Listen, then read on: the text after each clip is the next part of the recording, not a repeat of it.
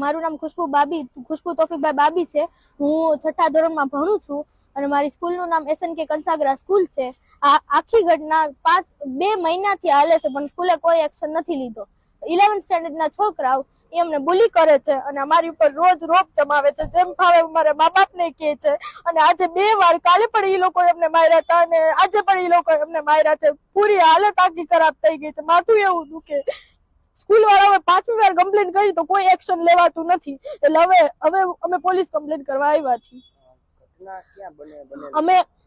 અમે જાતા હોય છે, જયારે બસમાં હજી એન્ટર થતા હોય છે ત્યારે એ લોકો પગ વચ્ચે રાખે છે અને જેમ થોડુંક પણ બે ગડી જાય ને એટલે તરત જ અમારી છે ને મા બાપ સામે ગારું બોલવા માંડે છે અને બધું એવી રીતે કરવા માંડે છે। અને આજે તો છે ને હદ જ થઈ ગયું છે।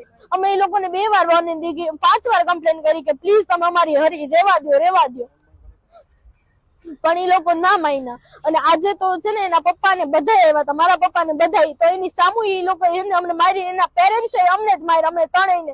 અમારા આખા વાળ જટિયા ઘાંચી નીચે રોડ ઉપર વયા ગયા। અને એ લોકો 18 વર્ષના 11th સ્ટેન્ડર્ડમાં છે, સિનિયર છે, તો એ લોકોને એટલી ખબર ન પડે, એ લોકોના પેરેન્ટ્સને પણ। હું 12 વર્ષની છું, મને એટલી ખબર પડતી હોય। હું 6ઠા ધોરણમાં અભ્યાસ કરું છું। સમગ્ર ઘટના મારવાની છે એ ક્યાં બનેલી છે?